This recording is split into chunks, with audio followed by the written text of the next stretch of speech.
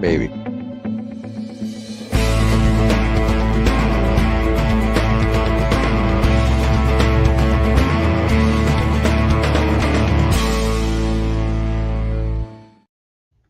Hi, I'm David with EV World News. Talk about electric vehicles, green energy, and the stock markets. And it's a Wednesday, and I'm back today with our resident engineer, Mike Herzog. How's it going, Mike? Doing great, David. Happy to be here as always.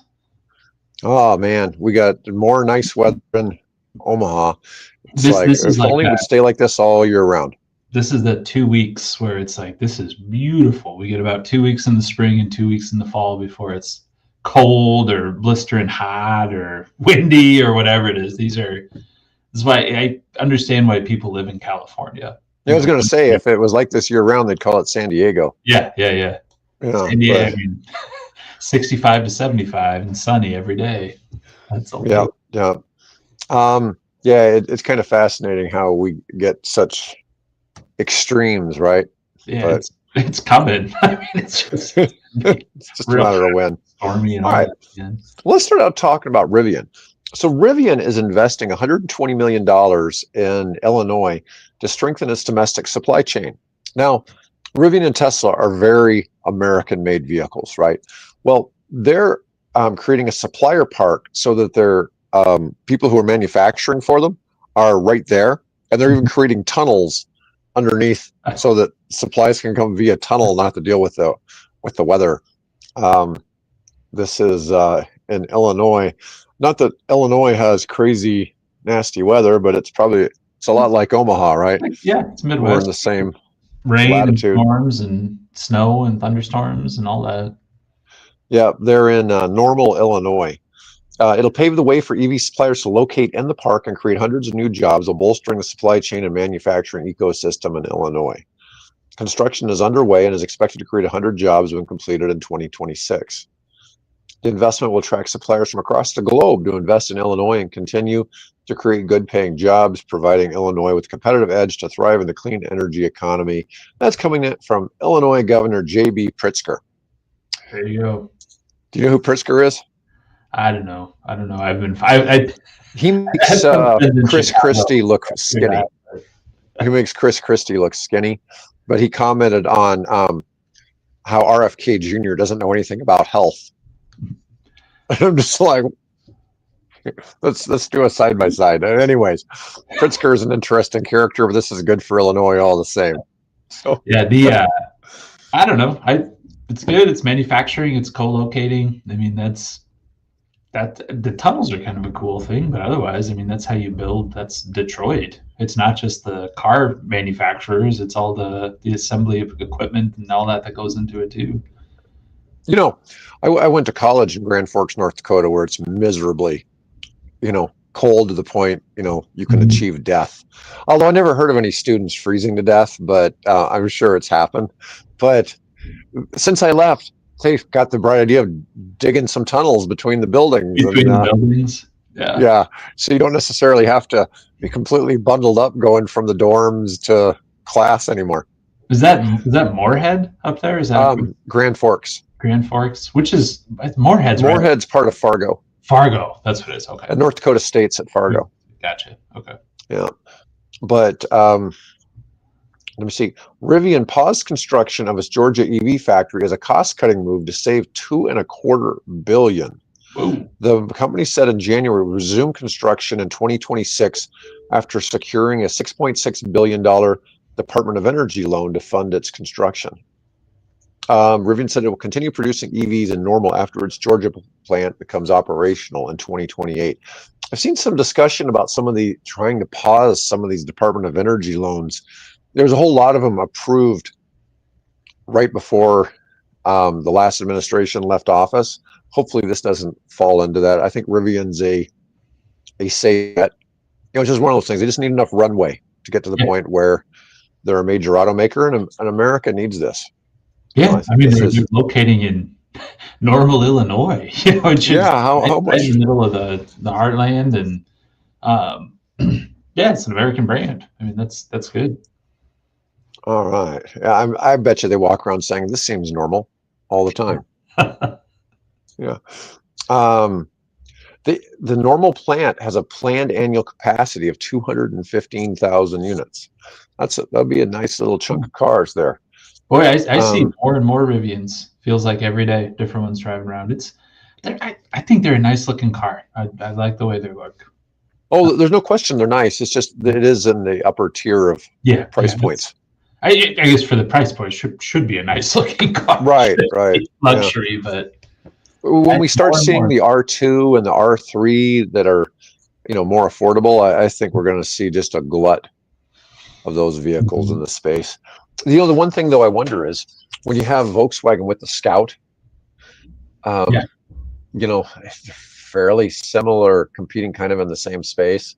Not with the full size Rivians, but with the next tier down. Be a lower price point, isn't it? Or is it going to be up there? I think Scout's going to be a little bit lower. Okay, I was thinking it was more. I don't. It's not going to be like a Slate or something like that. It's going to be, but it's not going to be a luxury vehicle. Right. Yeah, I mean, in my mind, Rivian's competing in the luxury car space. Yeah. Okay, I think that the Scout is going to be somewhere more in the middle. It's not going to be cheap, but it's not going to be upper tier either. Maybe more like 50, 60,000. Yeah, no, I mean, above Rivians I see are Whole Foods, Red Borsheim's Park, places like that where it's like, okay, this is a Rivian crowd, but they're all over the place. You see them. Oh yeah, no question. Yeah, if you're going to that mall over there where Borsheim's is, that would definitely be the place to see some of those more expensive cars. Let's see. Illinois is providing Rivian with a $16 million incentive package to support the project. Includes a 20-year tax incentive through the state's Reimagining Energy and Vehicles program that's valued at more than $5 million, as well as a capital grant support. As part of the arrangement, Rivian must invest at least $119.6 million in the supplier park project and create a minimum of 93 jobs. Those are very specific. 93. That's 93. That's a very specific number. For manufacturing, you add a 0 or 2 onto that. Yeah. Is what you would have thought, right? Yeah, 9,300. Sure. That's a park. They're saying the supplier park is only going to create a little over 100 jobs. So, I'm suspecting they're not expecting the suppliers to manufacture. The suppliers are probably just going to store.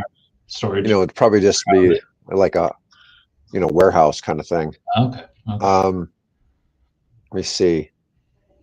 Mercedes-Benz, Honda, Nissan, and Toyota have each announced plans to increase U.S. production as a strategy to mitigate higher duties on imported goods. Rivian's announcement followed these other automakers seeking to bolster their domestic production due to the wave of tariffs that could raise costs on imported vehicles, automotive parts, steel, and aluminum. I've seen talk that even folks like Tesla and Rivian are affected by the tariffs, but sure not like people who are, only have half of their cars being made domestically. Yeah. It's a big, big difference. I found a little story on LinkedIn. It's talking about Tesla Model 3. They've ran it in a 3-year time period. I put 200,000 miles on it. Woo! So that's about 67,000 miles a year. That's about 1,300 miles a week. I suspect they're probably driving Uber or something like that, or they really are a long distance salesperson. But that would be seems like a stretch. That's a lot of miles. Yeah, I mean, you're talking 200 miles every day. Mm-hmm. Let's see. So after 3 years and 200,000 miles, the battery still has 88.5% of its original capacity.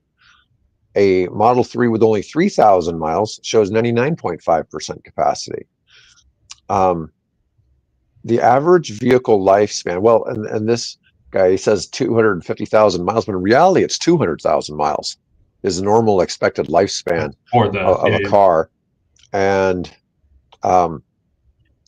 but, the concern is about battery degradation, but it seems like the more recent cars, in the battery technology, I think they took a quantum leap in 2021.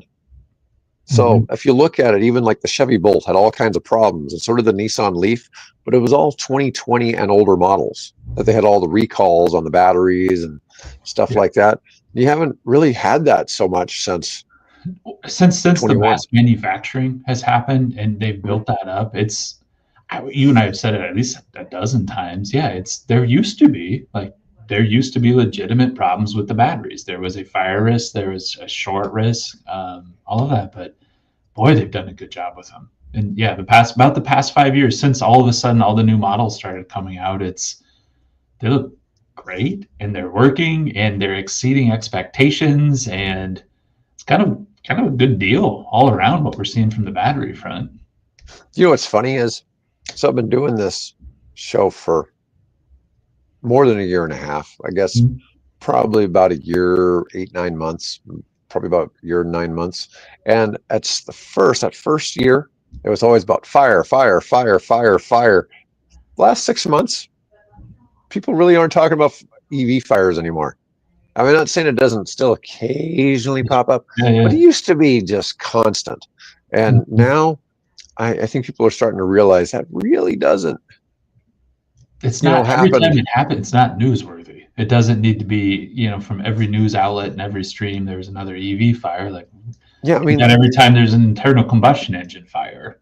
The big one was that big ship that was carrying cars, and they tried to blame it on an EV, and then it came back later that it wasn't. It wasn't. But there obviously there is occasionally a fire with EVs and all that, and it seems like if there's a hurricane, it seems to exacerbate the problem. Well, that's another one. If the car gets flooded in salt water, it's more susceptible to fire. Right? It's just if your car's underwater, sure.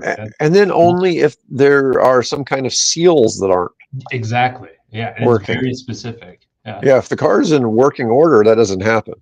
Mm-hmm. But there's enough EVs now that if there's 1,000 of them flooded, one of them's going to catch on fire. Yeah, 100%. Yeah. There you go. Any car. Yeah, I mean that's true. It's true, Owen.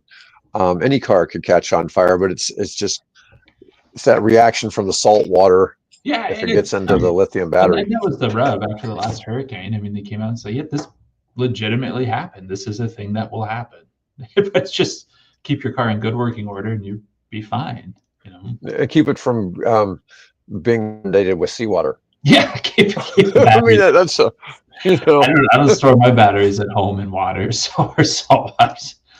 I don't think it's good for them. You see pictures of people driving their electric trucks through bodies of water. Yeah. And it's like, let's not do it in salt water. Yeah. Well, and it's especially where the battery packs are. They're in the bed of the chassis and so it's kind of don't any little bit of water, they're gonna get wet. Yeah. Oh yeah. Well, what's funny is when you look at all the fires that happen in gas cars, almost all of them are still electrical fires. It wasn't just like the gas tank spontaneously combusted. There was something to do with some electrical wire shorted and started a fire. It's not a 1970s car crash from a police. It's not like on the A-Team where people would jump out of the car, then they'd shoot it and it would explode. Nobody'd get hurt.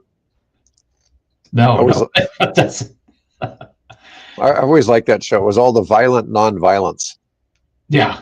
The level of violence where somebody might get punched in the face, but they weren't gonna get shot. They were always shooting, but nobody get hit. All right, so let's talk a little bit about Lucid. So Lucid staying the course on production goals, and Wall Street overlooks mixed signals. Lucid reported Tuesday mixed quarterly results, but kept its production guidance intact. No small feat amid worries about EV demand and economic uncertainty. The share still went up a little better than 1%. Let's see. Analysts expected the EV maker report an adjusted loss of 22 cents a share on $248 million, but has kept its guidance to produce about 20,000 vehicles. That's a pretty good jump because Lucid been a couple of years ago was like 1,500, and like last year it was like 9,000, so they're going to double that. Lucid has 5.76 billion in total liquidity. They have that much cash on the books. It's a lot of cash. That's a lot of cash. They ended 2024 with about 6.13 billion. Yeah. So at that rate, they could survive like another 5 years for sure. So their burn rate's getting better, but it's a challenge. Do you know that of publicly traded companies, um, just slightly under half actually show a profit? That's all. Yeah, you'd think they'd all just be wildly profitable or whatever, but it's something like 48% or something like that of all public companies actually are turning a profit. But one of the things is they pay a little bit more for everything. If you work for a public company, especially like as an executive, you probably get paid really well. So some of that gets milked in. I don't know enough about it to know if that's not turning a profit on paper, and what it looks like. But at the end of the day, like, don't worry, everybody got paid, everybody made out, the business is fine. But we Right. not even like creatively followed the rules and did what we did, but just the way we bucketed everything, it looks like we're not doing well. Yeah, it's considered to be, you're supposed to have like a year's worth of runway in the bank. Mm-hmm. And Okay.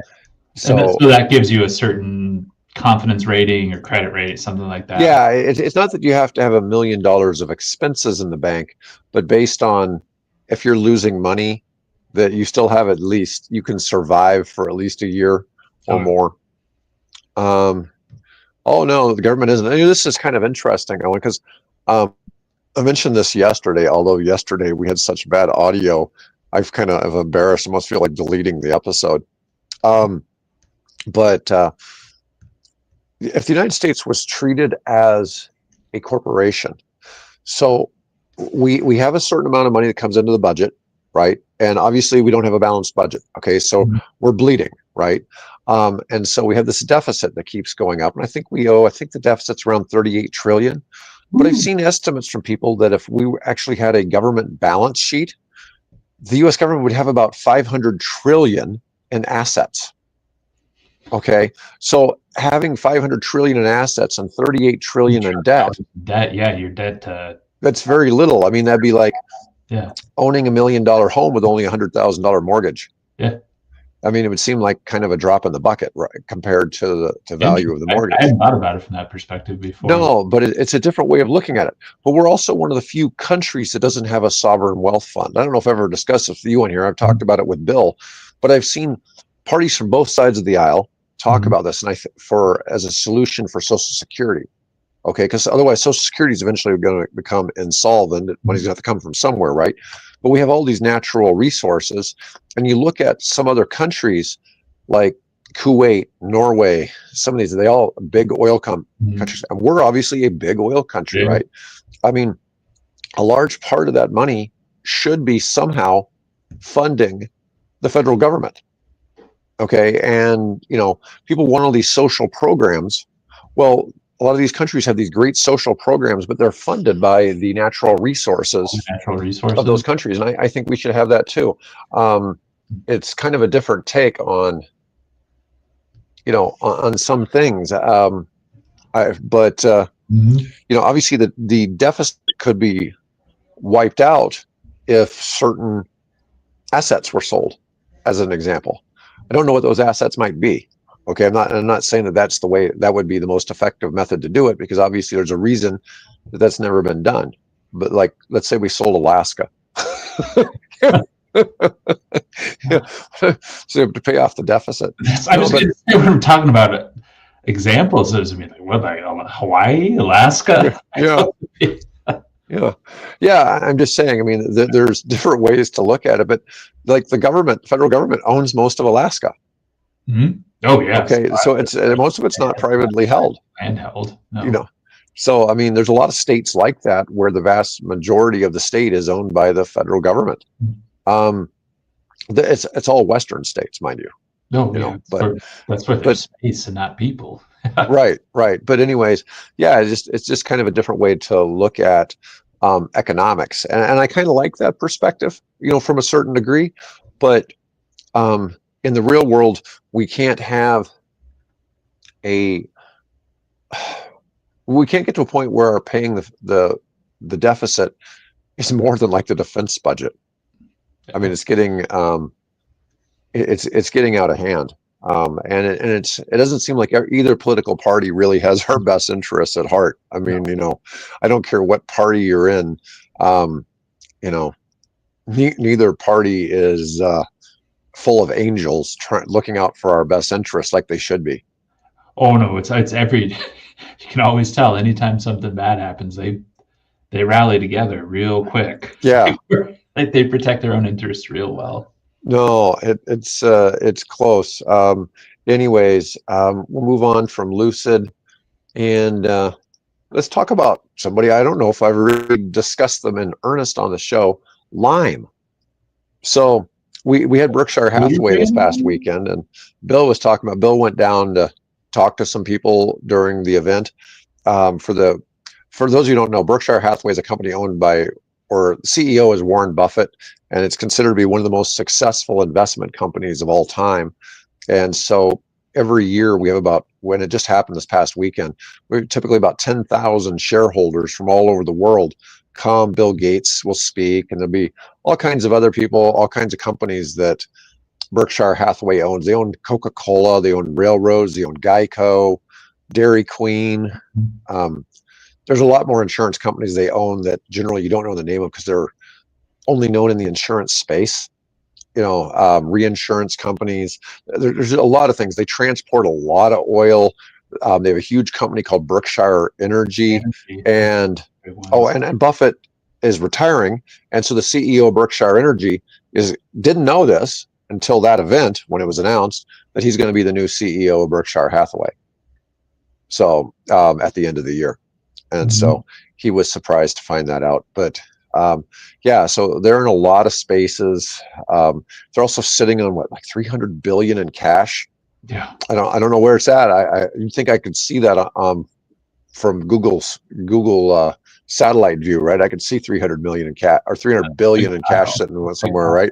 Yeah. But anyways, so Bill was saying he had never seen so many people out riding the Lime scooters as during this, because it's difficult to get near the convention center, and so people were coming from around. So this is more about Atlanta, but Lime surpassed 600,000 rides in Atlanta so far in 2025, with 210,000 of those in April alone. Now, mind you, it warmed up, right? And probably not as fun to ride the scooter in the wintertime, but these are electric scooters, and you rent them by time, and it's a 61% increase from the year before. There's a growing demand for micromobility options as more residents and visitors continue to choose the Lime e-scooters and e-bikes to get around the city. Riders have taken 527,000 e-scooter trips and 67,000 e-bike trips. E-bike usage doubled from the year before. That's some pretty big numbers. I mean, in Omaha today, I mean, they're a novelty.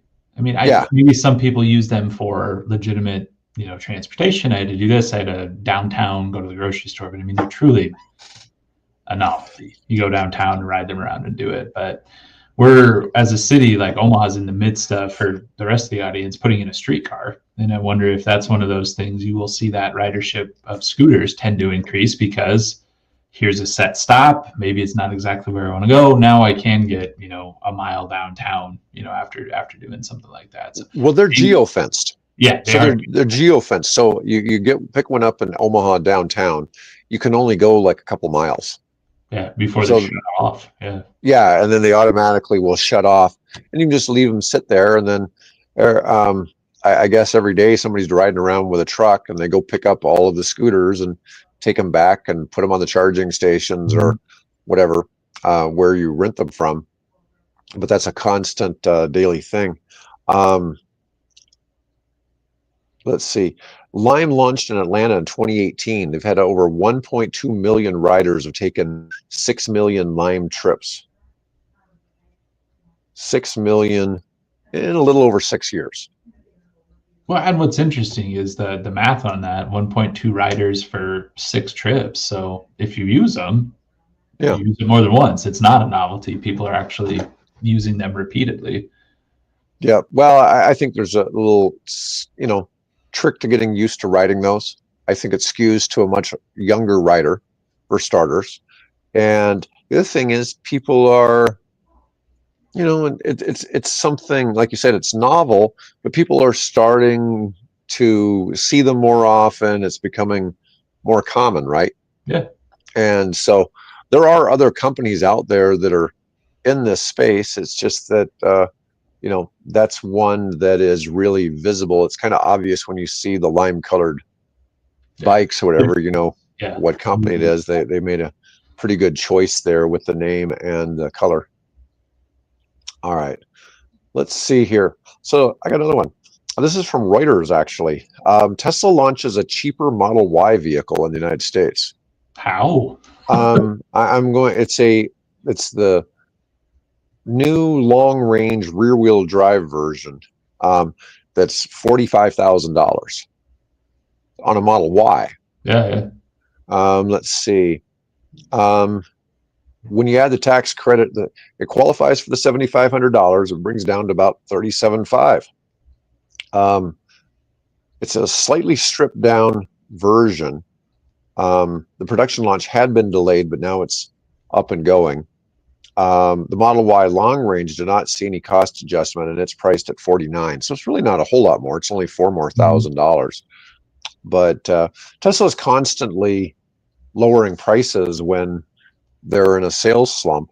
I mean, they are the world's most profitable mainstream manufacturing car company. I mean, Ferrari is more profitable per car, but they're not. I mean, when the Ferrari cars are somewhat handmade, and so they're not put together by robots or mass production. Yeah, so it's Asian models of Tesla that one's manufactured. I mean, they're moving a lot of vehicles over there.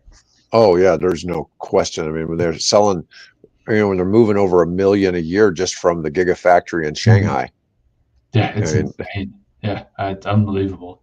Yeah, you think you see a lot of Teslas around the United States. I mean, I imagine it must be crazy seeing how many must be riding around in China, because that's really while we talk about Tesla as an American-made car, the ones sold in the United States are the most American-made cars, but they're also the most Chinese-made cars over in China. Yeah, and that's the one that's just blowing up. I mean, just killing it over there. Yeah, it's crazy to see how popular EVs have gotten over there. All right, so here is a stunning news article. Electric cars are more reliable than gas cars, according to a new study. Yeah, this isn't exactly, new news, right? But a new study from the German Automobile Club tells us what we would have suspected. They're the largest roadside assistance organization in Europe. So we're actually going to get some hard data here. If you're American, think AAA. They responded to 3.6 million car breakdowns last year. Overall, all cars. We're not just talking EVs here, obviously. All right. They can dig in and make some solid conclusions. In 2024, the ADAC said which is this organization, enough data to make a confident call on EV reliability, and that call favors electric. With another year of data behind them, the case has only grown stronger. While it responded to more EV calls for service than ever before, those accounted for 43,000 out of 3.6 million, so about 1.2% of things. Now, obviously, there's more gas cars. Or other. Got to do the proportionality. Like, is that proportional to the number of vehicles? For cars registered between 20 and 22, so in that 2021-22 time span, electric vehicles experienced 4.2 breakdowns per 1,000 vehicles. Cars powered by petrol or diesel had 10.4 per 1,000. Wow. Okay, so it was 2.5 times the rate. Yeah, that's crazy. Of electric cars.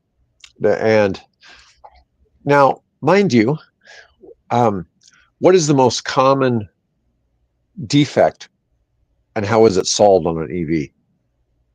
Most common defect, and it's we talk about this all the time. Were these recalls? What are all the recalls on EVs? It's a software thing, right?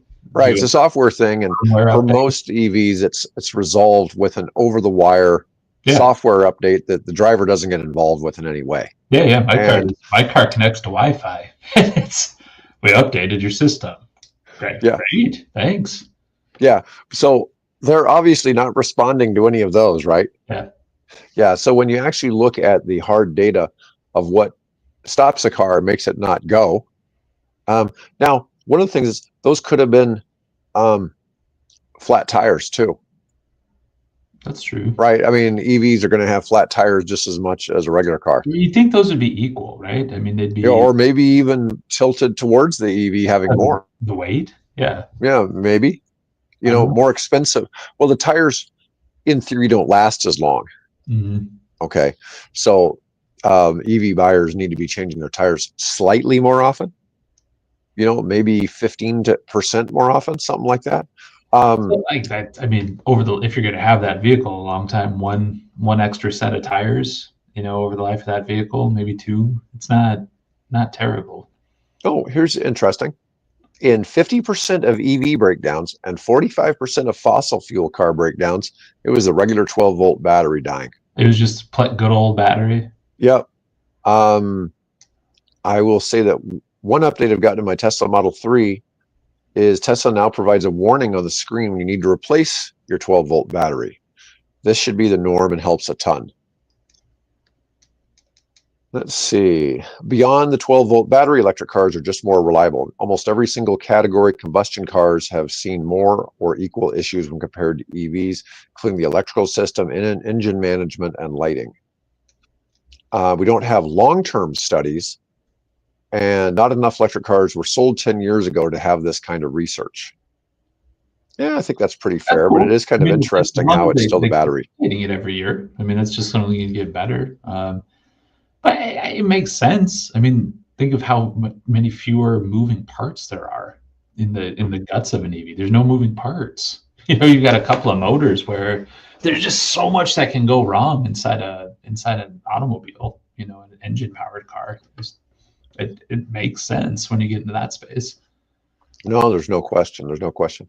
All right. Well, I told you I didn't really have a whole lot of articles today, so that's really all I've got today. So I got one for you. People can go out and look. I was looking at the Slate trucks because I'm always need a pickup truck every once in a while. It's like for cheap. Let's look at. So I was looking at a video on YouTube, and the first thing that came up was like, God, that's a tiny vehicle. Because there was a guy standing next to it. It came up to about his waist, kind of thing. And I think it's small anyway, but as he was walking around it, he got in the back seat and was like, I just don't fit. And he finally said, well, I doubt you're 6'10". There is no back seat.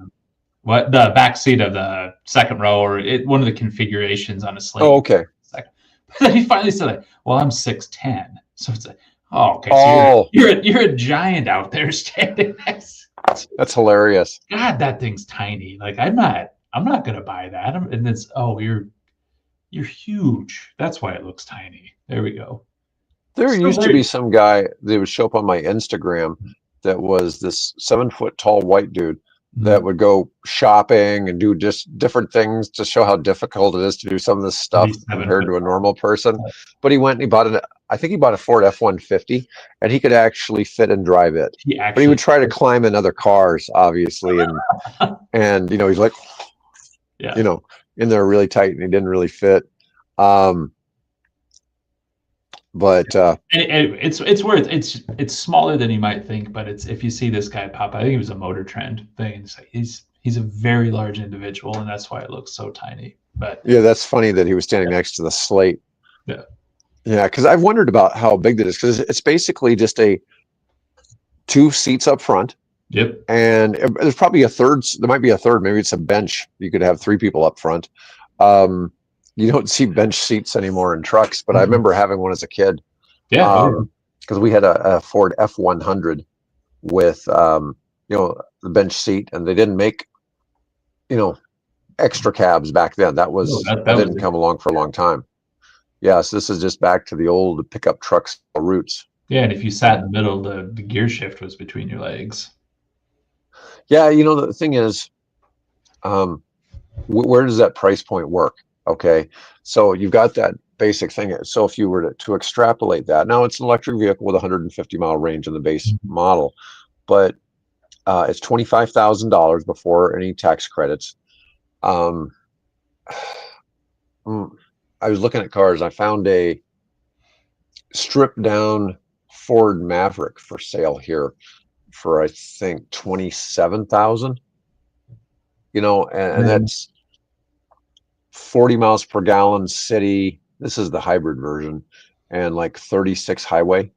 It's probably not going to be a whole lot different than the, probably half the efficiency of the EV truck, but it also seats 5 people, 4 to 5, and it's got a decent sized bed. I bet the beds are about the same. I mean, beds are probably about the same, but it's just not a big vehicle. Yeah, but the slate is even shorter because it doesn't have the rear seat. Yeah. But I think that you can configure it for that. Yeah, I've seen it shown with a configuration like that. Yeah. But once again, that's more money. Oh yeah. No, that's and so when you start getting to a certain price point, it's tough to really and it's even compare they were showing that baseline's hand cranked windows. It's not even power windows in there. Yeah, but they're trying to keep it a strip. Gotcha thing. They're trying to keep it as stripped down as possible, so it's can be bought effectively. But yeah, I think the slate's going to be interesting because it's going to be American made, and I wish them all the success so that they can pump out some cars. Right, that's the thing. They seem to have the wherewithal to manufacture, and hopefully they'll get a lot of positive response. I hope so. Anyways, folks, thanks for tuning in today. We started a little bit later than normal. What we got here? Oh yeah, I'm sure they do. I'm sure they put a lot of miles. Agents do, depending on what type of city they're in. I don't know if they're putting in the 200,000 miles we were talking about earlier, but they certainly put in a bunch. But anyways, folks, I'll be back with Bill tomorrow, and Mike and I will be back next week. Yep. Otherwise, folks, have a great day.